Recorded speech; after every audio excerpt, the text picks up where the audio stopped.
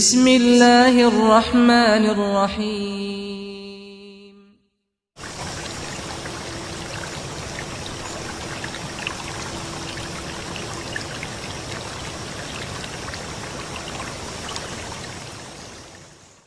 Disebutkan di dalam hadis dari Anas bin Malik radhiyallahu anhu, Rasulullah sallallahu alaihi wasallam bersabda, sab'un, ada 7 amalan, yajri lil abdi ajruhunna, pahalanya akan tetap mengalir kepada seorang hamba, mim ba'di mautihi wa huwa fi qabrih, meskipun dia telah meninggal dunia dan berada di dalam kuburan, pahalanya akan tetap mengalir kepadanya.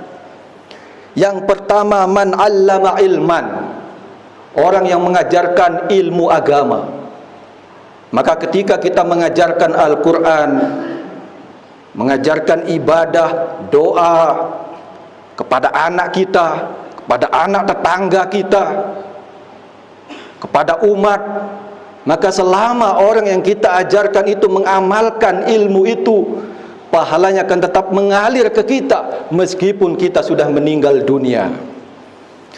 Sesuai dengan sabda Rasulullah sallallahu alaihi wasallam dalam hadis riwayat Muslim, man dalla ala khairin falahu mislu ajri fa'ilihi, siapa yang mengajarkan kebaikan kepada orang lain, maka yang mengajak itu akan mendapatkan pahala seperti orang yang melakukannya. Cukuplah ini upah kita dari Allah Subhanahu wa taala, pahala yang akan terus mengalir meskipun kita sudah meninggal dunia. Jangan rusak pahala ini dengan niat yang tidak benar. Maka kita mengajarkan umat semampu kita. Kalau kita bisanya cuma mengajarkan Iqra, TPA, jangan diremehkan. Selama anak kecil itu bisa baca Al-Fatihah, selama itu akan mengalir pahalanya kepada kita yang mengajarkannya meskipun kita sudah meninggal dunia. Hanya mengajarkan Iqra, Al-Fatihah kepada anak TPA, anak-anak kecil, pahalanya akan tetap mengalir ke kita meskipun kita sudah meninggal dunia. Yang kedua, au ajra nahron, orang yang mengalirkan sungai yang mati. Kita membuka jalan untuk air, sehingga air itu bisa mengalir ke sawah, ladang, kebun, pemukiman masyarakat, atau membangun penampungan air di tempat-tempat yang dibutuhkan manusia. Yang ketiga, au hafaro bi'ron, orang yang membuat sumur. Disebutkan di dalam hadis Bukhari Muslim sebuah kisah, ada seseorang yang melihat seekor anjing yang kehausan, lalu dia kasihan, fanazalal bi'ra, lalu orang ini turun ke dalam sumur itu, lalu dia ambil air pakai sepatunya, lalu dia kasih minum seekor anjing itu, fasaqal kalba, dia kasih minum seekor anjing itu, fasaqarallahu lahu faghfara lahu, Allah berterima kasih kepada hamba itu, faghfara lahu, Allah ampuni dosanya hamba itu. Kalau kasih minum seekor anjing saja Allah ampuni dosanya, bagaimana kalau kita membuka jalannya air, menggali sumur, lalu dimanfaatkan oleh sekian banyak manusia, sekian banyak binatang? Alangkah besar pahalanya. Ini menunjukkan bahwa pahala jariah, ibadah, mencari akhirat tidak hanya kita dapatkan di dalam masjid, namun pahala yang tetap mengalir sampai kita meninggal dunia ternyata bisa kita dapatkan di sawah, ladang, kebun kita, kebun bangkat kita. Jadikan sebagai lahan untuk menanam pahala sehingga tetap mengalir kepada kita pahalanya meskipun kita sudah meninggal dunia. Yang kelima, au gorosa nahlan, atau orang yang menanam pohon korma atau pohon yang bermanfaat untuk orang lain.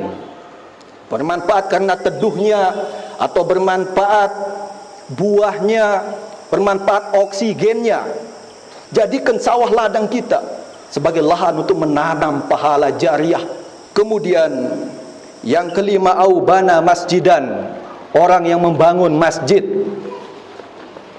Sebagaimana juga disebutkan di dalam hadis riwayat Ibnu Majah, Rasulullah sallallahu alaihi wasallam bersabda, man bana masjidan lillah, barang siapa yang membangun masjid karena Allah, kamafhasi qatatin au asghar, meskipun kecil sebesar lubang tempat burung bertelur, au asgor, atau lebih kecil lagi, banallahu lahu baitan fil jannah, Allah buatkan dia rumah di sorga. Apa maksudnya?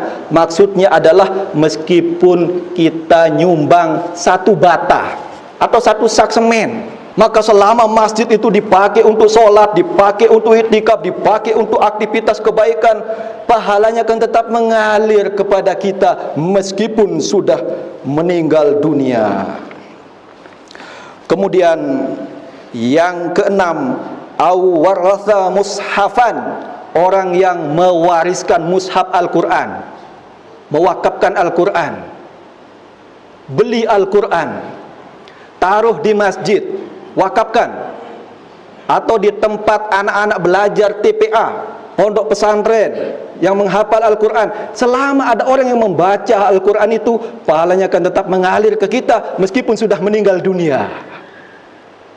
Cuman cari sasaran yang tepat. Kan sekarang banyak pondok pesantren di sana, anak-anak ngapal Al-Quran, kita yang suplai Al-Qurannya. Anak-anak TPA, kita yang suplai kasih Al-Qurannya. Kemudian yang terakhir, yang ketujuh, au taraka waladan yastaghfiru lahu ba'da mautihi. Orang yang meninggalkan anak yang soleh, yang mintakan ampun kepada Allah setelah dia meninggal dunia. Untuk mendapatkan anak yang soleh, yang pertama kita banyak minta kepada Allah, Rabbi habli minas solihin, Allah jadikan anak cucuku anak yang soleh dan solehah. Yang kedua, kita ikhtiar, berusaha mengamankan pendidikan anak-anak kita agar belajar agama Islam, bisa dengan mendidik di pondok pesantren atau di majelis ilmu, mencarikan lingkungan yang baik untuk anak cucu kita sehingga dia tumbuh menjadi anak yang soleh dan solehah.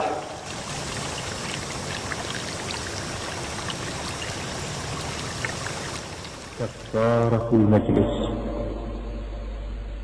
Subhanaka Allahumma wa bihamdik, ashhadu an la ilaha illa anta, astaghfiruka wa atubu ilaik.